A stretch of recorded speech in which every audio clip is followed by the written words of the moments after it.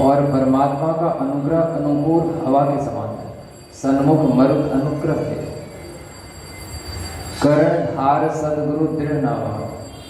और इस दृढ़ नाव के जो कर्णधार हैं यानी खेवैया, वो सदगुरु है। और सदगुरु अगर खेवैया के रूप में प्राप्त हो जाए तो दुर्लभ साज सुलभ करी पावा। जो दुर्लभ था, जो असंभव था, वो सुलभ हो जाता है, आसान हो जाता है। तो ऐसे परम तत्व गुरु तत्व के पूजन का आज सर्वोत्तम त्योहार है, उत्सव है, गुरु पूर्णिमा महोत्सव है। गुरु को पूर्णिमा का चांद कहा जाता है।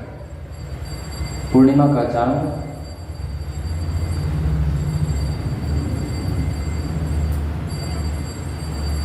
संपूर्ण प्रकाशित अवस्था होती है चांद की।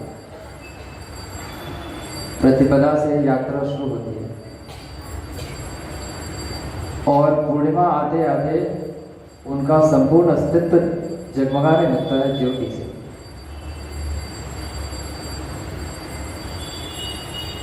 सविता देव की ज्योति, प्रतीक के रूप में सूर्य भगवान की ज्योति, गहराई से सोचे परब्रह्म की ज्योति, परमात्मा ज्योति, परम ज्योति। महापुरुष लोग कहते हैं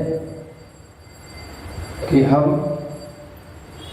उस परमात्मा ज्योति को सीधे ग्रहण नहीं कर सकते,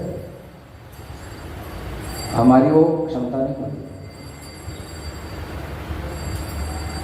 जैसे भागीरथ जी ने जब तप कर कर माँ गंगा को पृथ्वी लोक पर आने को राजी कर लिए थे, तो एक बीच में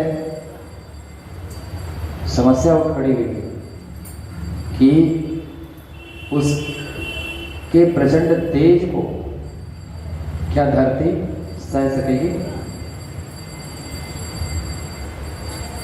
और इसके लिए शिव को मनाना पड़ा, शिव की सहायता ली गई। उसी प्रकार वो जो अखंड तेज है, वो डायरेक्ट अगर शिष्य पर उतर आए तो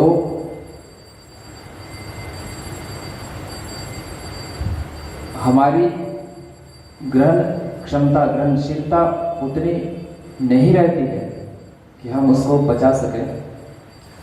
हमारा अस्तित्व संकट में पड़ सकता है,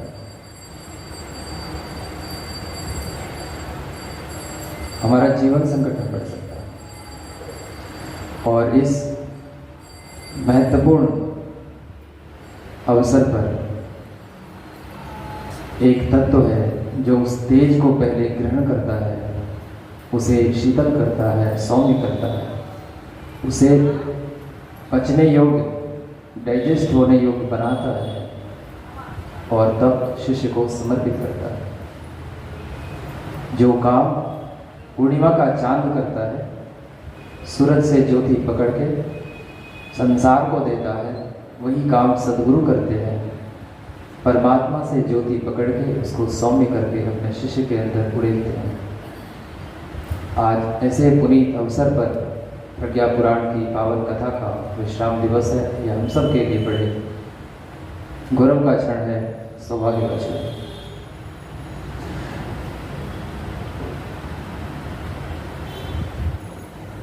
ऐसे भी ज्ञान यज्ञ सत्संग का लाभ पिछले 3 दिवस से हम लोग श्रवण करते आ रहे हैं कि यह दुर्लभ है।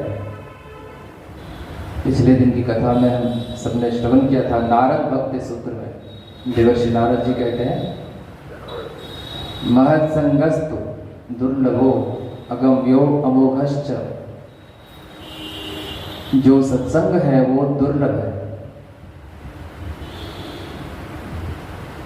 सहजता से सरलता से उपलब्ध होता नहीं, और अगर कहीं उपलब्ध हो भी गया तो अगम्यो अगम्य है,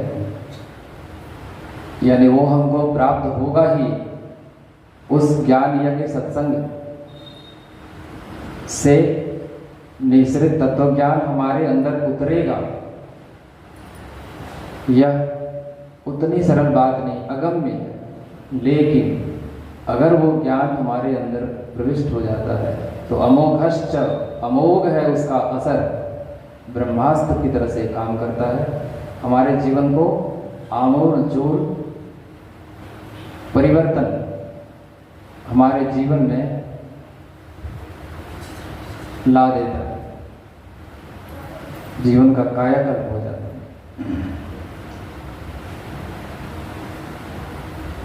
पिछले 3 दिनों से हम लोग सत्संग की महिमा श्रवण कर रहे हैं। आज एक महत्वपूर्ण सूत्र से कथा में प्रवेश हम लोग करें। अगर हमसे आपसे कोई पूछे कि सबसे बड़ा नर्क कौन सा है, नर्क 2-3 नर्क का नाम तो हम लोग सब जानते हैं, रौरव नरक, कुंभीपाक, गरम तेल में फ्राई किया जाता है, आदि आदि। सबसे बड़ा नरक कौन सा है? प्रश्न है कि सबसे बड़ा नरक कौन सा है। शायद इस प्रश्न के उत्तर में सत्संग का महत्व छिपा हुआ हो। तो आइए गोस्वामी तुलसीदास जी द्वारा रचित रामचरितमानस में इसके समाधान को ढूंढते हैं। प्रसंग है, विभीषण जी प्रभु श्री राम की शरणागति लेने समुद्र के इस पार